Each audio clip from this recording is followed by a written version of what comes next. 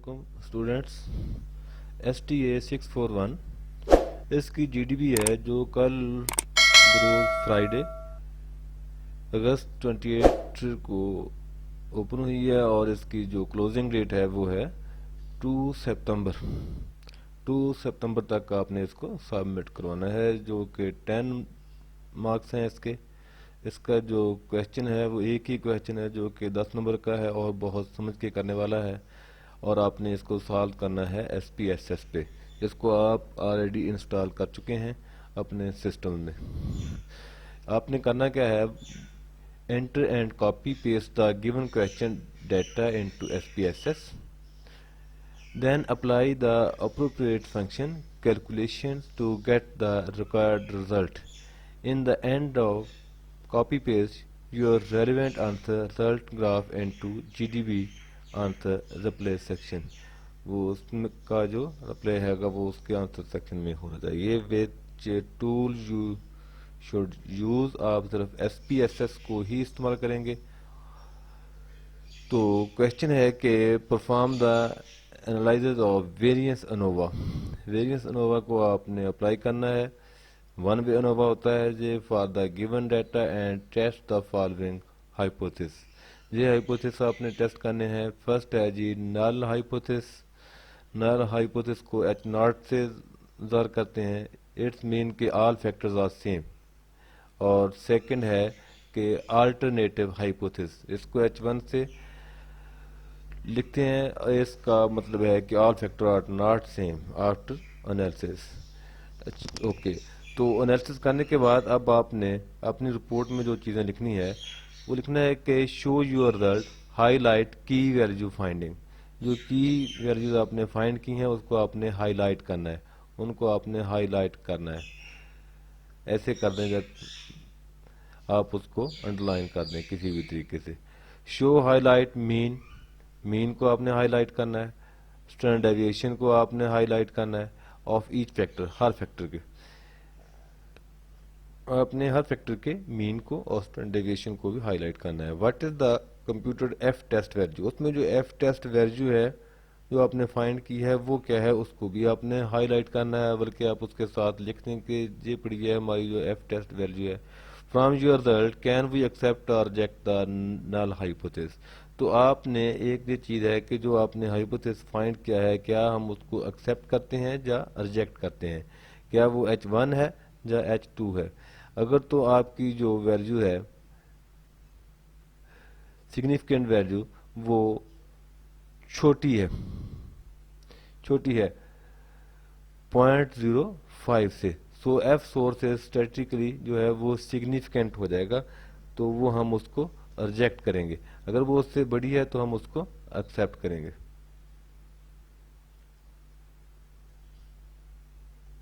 Okay, अब हम चलते हैं अपने उस प्रोसेस की तरफ कि हमने अब इसको कैसे सॉल्व करना है। हमारे पास जो डाटा है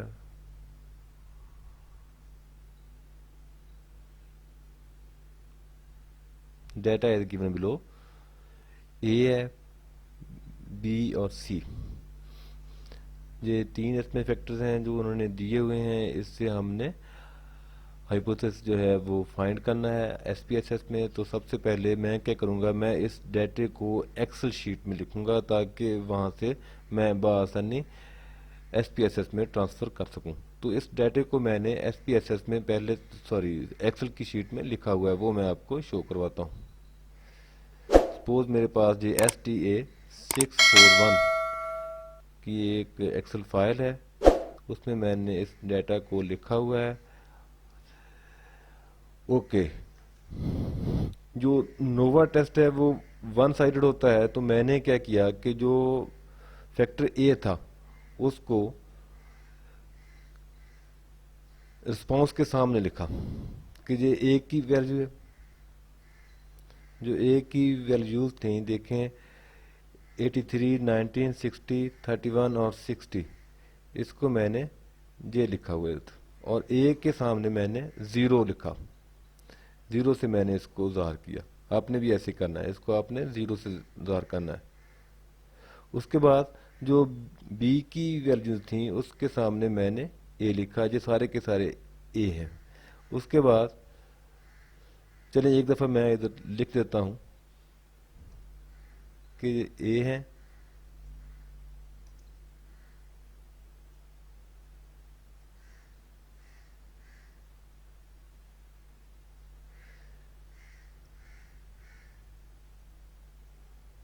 और सी वैल्यूज़ ये वाली जी हमारे यहाँ वो डाटा था जिसको मैंने लिया। तो मैंने किया क्या कि ए की जगह पे मैंने ज़ीरो लिखा,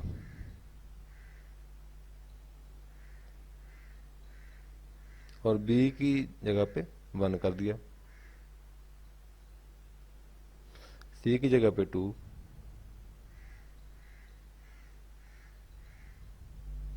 ओके। ये वाला मेरा डाटा हो गया। इसमें एक रिस्पॉन्स है और दूसरा फैक्टर है। अब इस डाटे को मैं ट्रांसफ़र करूंगा SPSS की फाइल में। SPSS को ओपन करते हैं। आप पहले सीख चुके हैं कि आपने इसको ओपन करके इसमें फ़ाइल को कैसे ट्रांसफ़र करना है। टाइप एंड डाटा पे आप लोग क्लिक करें, then press okay, and file पे जाएं। फाइल पे जाने के बाद रीड टेक्स्ट डाटा, ओके। तो जो हमारी फाइल है, जो फाइल टाइप है वो कौन सी है, एक्सेल की फाइल है। मैंने एक्सेल पे क्लिक किया। उसके बाद वो उसका पाथ क्या है, किस जगह पे पड़ी है, डेस्कटॉप पे पड़ी है, वो मैंने क्लिक किया। तो STA641 के नाम से मेरी फाइल थी, तो उसका नेम इधर आ गया। तो अब इसको मैं ओपन करूंगा। जब ओपन किया तो अब वो कौन सी वर्कशीट में, वर्कशीट 1 है, 2 है या 3 है, वर्कशीट 1 इंटू 2 या वर्कशीट 2, तो वर्कशीट 2 में पड़ी है वो। तो वर्कशीट 2 पे मैंने क्लिक किया और ओके का बटन दबाया। तो मेरे पास जो देखें, जो वो फाइल आ गई मेरी, रिस्पॉन्स आ गए और फैक्टर आ गए। फैक्टर में ए की जगह पे 0 0 है और बी की जगह पे 1 1 और सी की जगह पे 2। अगर मैं चेक करूं क्या मेरे पास वो ए बी सी बी है, तो वो ज़ाहिर नहीं हो रहे। वो कैसे ज़ाहिर होंगे, अभी मैं आपको वो दिखाता हूँ। डाटा व्यू के बाद आपने वेरिएबल व्यू पे जाना है। वेरिएबल व्यू में आपको पता है कि नेम है, टाइप है, वेड्थ है, डेसिमल, लेवल, values, missing, column, align, measure और रूल। तो इसमें आपने वैल्यूज पे क्लिक करना है जो फैक्टर की है। फैक्टर, क्योंकि फैक्टर की जगह पे हमने 0 0 और 1 1 लिखा है, तो फैक्टर के सामने वैल्यूज पे आपने क्लिक करना है। इस जगह पे वैल्यूज आपकी वो क्या है, 0 है। उसका लेवल क्या था, ए था। लेवल इसका क्या था, ए था। इसको मैंने ऐड किया। उसके बाद वैल्यूज जो 1 है, इसका लेवल क्या था, बी, उसको मैंने ऐड किया। वैल्यूज क्या है, 2, और उसका लेवल क्या था, सी, इसको मैंने ऐड कर दिया। ओके। ऐड करने के बाद दोबारा डाटा व्यू पे चलते हैं। तो फैक्टर के ऊपर क्लिक करते हैं और चेक करते हैं। देखें हमारी जो ए है वो इधर आ गए, बी आ गया और सी आ गया, और इसकी जो वैल्यूज हैं किस जगह पे हमने दिया था वो देखें, 0 0 1 1 और 2 2 आ गए। नेक्स्ट अगला प्रोसेस, अब हमने क्या करना है, अब हमने इसका एनालिसिस करना है। आप एनालाइज पे क्लिक करें। इस पे क्लिक करने के बाद आपने report, descriptive statistic, table, compare mean, general linear model, आपने कंपेयर मीन पे जाना है। कंपेयर मीन पे जाने के बाद आपने वन वे अनोवा पे क्लिक करना है, क्योंकि हमने अनोवा के जरिए से इसका एनालिसिस करना है। वन वे अनोवा पे जब आप क्लिक करेंगे तो कुछ इस तरह का टेबल आपके सामने खुलेगा। तो इसमें दो चीज़ें हैं, रिस्पांस है, रिस्पांस को आप इधर क्लिक करेंगे तो ये रिस्पांस आपका आ गया, और फैक्टर को आप इधर फैक्टर के कॉलम में एडजस्ट करेंगे। करने के बाद अब आपने इसका कौन सा टेस्ट करना है, ओके नो जी, इधर से आपका कुछ नहीं है। जहाँ से भी आपका कोई टेस्ट हो सकता है, मगर इस क्वेश्चन में आपका वो टेस्ट नहीं पूछा गया। ऑप्शन पे जाएं। ऑप्शन पे सबसे पहले तो आपका डिस्क्रिप्टिव है। डिस्क्रिप्टिव के बाद उसने आपके वेरिएंस के बारे में भी पूछा हुआ गया है, तो आप इस पे भी क्लिक कर दें। नेक्स्ट कंटिन्यूज पे क्लिक करें। ओके, देखें जी हमारे पास जो इसका रिजल्ट आ गया। इस रिजल्ट को एक्सप्लेन करने से पहले अब मैं क्या करूंगा कि मैं इसको लेके जाऊंगा ऑफिस की फाइल में, क्योंकि वहीं से आपने उठा के इसको जीडीबी में पोस्ट करना है।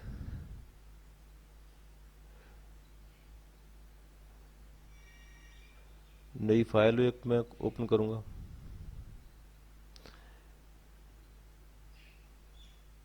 ओपन करने के बाद इस जीडीबी का जो क्वेश्चन है उसको मैं उसका सॉल्यूशन सिर्फ इसमें फाइंड जो है वो लिखूंगा।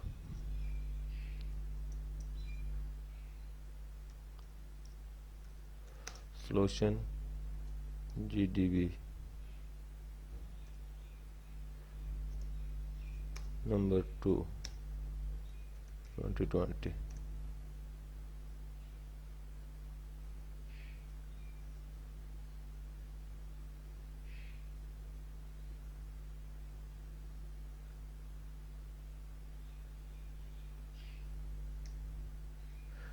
ओके, अब हमारा जो रिजल्ट इधर पड़ा था इसको सबको मैंने सेलेक्ट किया, कॉपी किया, और कॉपी करने के बाद इस ऑफिस की फाइल में जाके मैंने इसको पेस्ट कर दिया। देखिए इधर मेरा जो पूरे का पूरा रिजल्ट है वो इधर आके पेस्ट हो गया।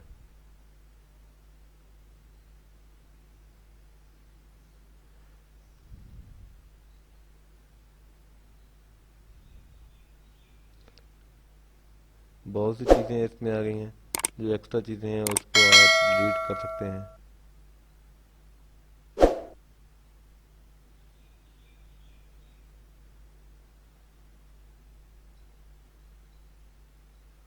इस टेबल को भी आप डिलीट कर दें, तो इसको ज़रा पीछे आप ले जाएं, थोड़ा सा लिखा हुआ अच्छा लगेगा।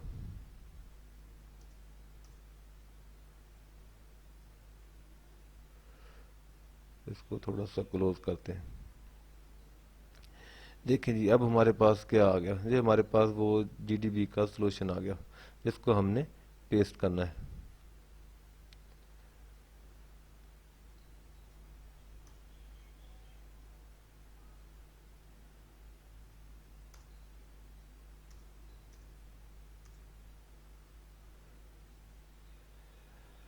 इसमें देखिए जी हमारे पास जो मीन्स आए हैं, मीन्स क्या आए हैं, जो ए रिस्पॉन्स था उसका मीन इधर आ गया 1.8, और बी का मीन हमारे पास आ गया 55.4 और 56.8, सी वैल्यू का मीन आ गया। और इसके साथ ही हमारे पास स्टैंडर्ड डेविएशन हैं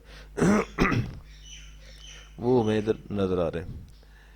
और बी इधर हमारे पास जो स्टैंडर्ड डेविएशन है बी वैल्यूज़ का और सी वैल्यू का स्टैंडर्ड डेविएशन है। हमारे पास मिनिमम वैल्यूज़ क्या थी और मैक्सिमम वैल्यूज़ क्या थी वो भी हमें इधर नज़र आ रही हैं कि कौन से ग्रुप में कौन सी जो वैल्यूज़ थी वो मिनिमम थी और कौन सी मैक्सिमम थी। उसके बाद हमें जो टेस्ट हाइपोथेसिस ऑफ वेरिएंस मिला है वो आप देखें। इसमें जी जो लेवियन स्टैटिस्टिक है वो 0.820 है, और जो DF1 है यानी जो डिग्री ऑफ फ्रीडम 1 है वो हमारे पास 2 है, और डिग्री ऑफ फ्रीडम 2 यानी DF2 हमारे पास क्या है वो 12 है। इसके पास बाद हमारे पास जो सिग्निफिकेंस वैल्यूज है वेरिएंस के लिहाज से वो है 0.463 सिग्निफिकेंट वैल्यूज वेरिएंस के लिहाज से। इसको हमने ध्यान में रखना है। उसके बाद आप अनोवा टेस्ट में आ जाए आगे, तो इसमें जो बिटवीन ग्रुप जो हमारे पास सम ऑफ स्केयर्स आया है वो है 66.533, और विद इन ग्रुप हमारे पास क्या रिजल्ट है वो भी आपके सामने है, और टोटल इधर आ गया। तो उसके बाद जो डिग्री ऑफ फ्रीडम है वो बिटवीन ग्रुप 2 है, और विद इन ग्रुप क्या है वो है 12। मीन स्केयर हमारे पास क्या आ गया, मीन स्केयर हमारे पास आ गया 33.267, और विद इन ग्रुप हमारे पास आ गया 966.4। अगर हम इसको डिवाइड करें बिटवीन द ग्रुप तो हमारे पास जो एफ टेस्ट है जिसके बारे में जीडीबी में हमसे पूछा गया था, देखिए मैं आपको दिखाता हूं। What is the computed F test value, ये वो हमारा वो क्वेश्चन है कि वो क्या है। तो हमारे पास जो एफ टेस्ट वैल्यूज है वो है 0.034 ये हमारे पास उस एफ टेस्ट की वैल्यू होगी। और अनोवा टेस्ट में हम हमारे पास जो सिग्निफिकेंट वैल्यू है वो है 0.966। इसको आपने जहन में रखना है कि जो सिग्निफिकेंट वैल्यू है वो कितनी है, 0.966 है। तो हमारे पास अगर ये वैल्यूज जो है, जो सिग्निफिकेंट वैल्यूज है according to the F test, significant value जो है वो अगर अगर हम उसको पी से ज़ाहिर करें, वो लेस देन हो 0.05 से, वो 0.5 से अगर छोटी हो तो आप क्या करेंगे, तो F score is set statistically significant. अगर वो 0.05 से छोटी हो तो वो जो है एफ टेस्ट वो कौन सा होगा, वो सिग्निफिकेंट होगा। जब वो सिग्निफिकेंट वो टेस्ट होगा तो हम उसको एक्सेप्ट करेंगे, एक्सेप्ट नल हाइपोथेसिस। तो इधर हम चेक करते हैं कि वो कितनी है, वो इससे बड़ी है। 0.966 से हमारी जो वैल्यूज है वो बड़ी है, ज़्यादा है। तो अब हम क्या करेंगे, all factor are not same. तो इसमें क्या है कि जो सिग्निफिकेंट वैल्यू है वो 0.5 से चूंकि ज़्यादा हो गई है, तो हम जो हमारा हाइपोथेसिस है वो अल्टरनेटिव हाइपोथेसिस आ गया। इसमें ऑल जो फैक्टर्स हैं आर नॉट सेम। तो हमने यहाँ पे लिख देना है कि जो ऑल फैक्टर हैं वो सेम नहीं है। तो from your result can you accept or reject null hypothesis, तो हम इधर जो है वो नल हाइपोथेसिस को रिजेक्ट करेंगे क्योंकि वो उससे 0.05 से ज़्यादा है। तो यही आपका आज जो था वो जीडीबी थी, मैंने आपके साथ शेयर की। आप कोशिश करें कि आप इसको साफ साफ लिखें और साफ साफ बनाएं। अपना ख्याल रखें, मेरे चैनल का भी ख्याल रखें, क्योंकि अगर आप मेरे चैनल का ख्याल रखेंगे तो हम भी आपका ख्याल रखेंगे। बहुत शुक्रिया। अल्लाह हाफिज़।